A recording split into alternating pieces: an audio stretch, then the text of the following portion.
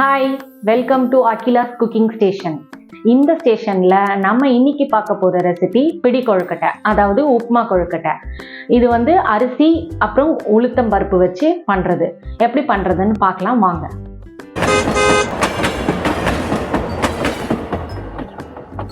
Ingredients கொடுத்துருக்கேன், screenshot எடுத்து வச்சுக்கோங்க. இன்றைக்கி ஃபஸ்ட்டு நம்ம உளுத்தம் பருப்பை வாஷ் பண்ணி 2 hours ஊற வச்சு எடுத்துகிட்டு வந்திருக்கேன். இந்த உளுத்தம் பருப்புக்கு தேவையான உப்பு காரம் மட்டும் போட்டு நம்ம மிக்சியில் அரைச்சி எடுத்துகிட்டு வந்துக்கலாம். நைஸாக அரைக்கக்கூடாது, கொரப்பாக தான் அரைக்கணும். இன்றைக்கி நான் 2 காஞ்ச மிளகா போட்டு உப்பு போட்டு அரைச்சி எடுத்துகிட்டு வந்திருக்கேன். இந்த அரைச்ச உளுத்தம் பருப்போட நம்ம அரிசிக்கு தேவையான தண்ணியை ஊற்றி கலந்துக்கணும். இன்றைக்கி நான் 1 கப்பு அரிசி போட்டிருக்கேன். 1 கப்பு அரிசிக்கு 2.5 கப்பு தண்ணி ஊற்றி இந்த உளுத்தம் பருப்போட ஊற்றி நல்லா கரைச்சி வச்சுக்கோங்க. இதுக்கப்புறமா நம்ம உப்புமாக்கு தாளிப்பு போட்டுடலாம். தாளிப்புக்கு தேவையான பொருட்கள் பச்சை மிளகா, கருவேப்பிலை, கடுகு, உளுத்தம் பருப்பு. ஒரு கடாய் வச்சுட்டு எண்ணெய் ஊற்றிக்கோங்க. எண்ணெய் நல்லா சூடானதுக்கு அப்புறமா பச்சை மிளகாய் போட்டுக்கோங்க. பச்சை மிளகாய் கொஞ்சம் நல்லா வதக்கிட்டு அதுக்கப்புறமா கடுகு, உளுத்தம் பருப்பு, கருவேப்பிலை 3த்தையும் போட்டுட்டு கடுகு நல்லா பொரிஞ்சதுக்கு அப்புறமா நம்ம உளுந்தோட கலந்து வச்சிருக்கிற தண்ணியை அதில் ஊற்றிடலாம். அடுப்பை மீடியம் ஃப்ளேமில் வச்சுக்கோங்க. இந்த தண்ணியை ஊற்றி இந்த தண்ணி ஒரு பாயில் வந்த உடனே நம்ம அரிசியை உடச்சி எடுத்துகிட்டு போடணும்.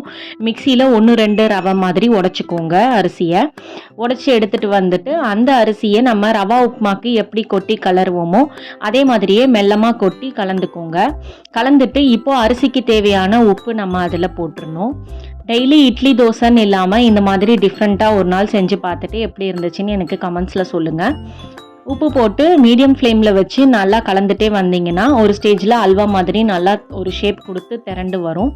அந்த ஸ்டைத்தில் நம்ம அடுப்பை ஆஃப் பண்ணிடலாம். இப்போ பாருங்கள், நல்லா திரண்டு வருது. இந்த ஸ்டேஜில் அடுப்பை ஆஃப் பண்ணிவிட்டு நல்லா ஆற வச்சு உருண்டைகளாக பிடிச்சி எடுத்துக்கலாம்.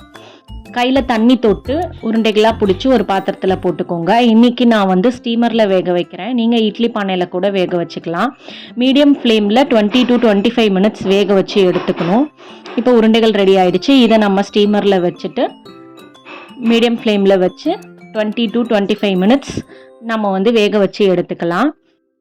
இந்த மாதிரி டிஃப்ரெண்ட்டான ரெசிபீஸுக்கு நம்ம சேனலை மறக்காமல் சப்ஸ்கிரைப் பண்ணிக்கோங்க. இப்போ வேக வச்சு ரெடி பண்ணிட்டேன். இன்றைக்கி நான் தேங்காய் சட்னியோட சர்வ் பண்ணியிருக்கேன். நல்லா சாப்பிடுங்க, நல்லதையே சாப்பிடுங்க. இதே மாதிரி நல்ல ரெசிபியோட அடுத்த வீடியோவில் சந்திக்கிறேன். பாய்.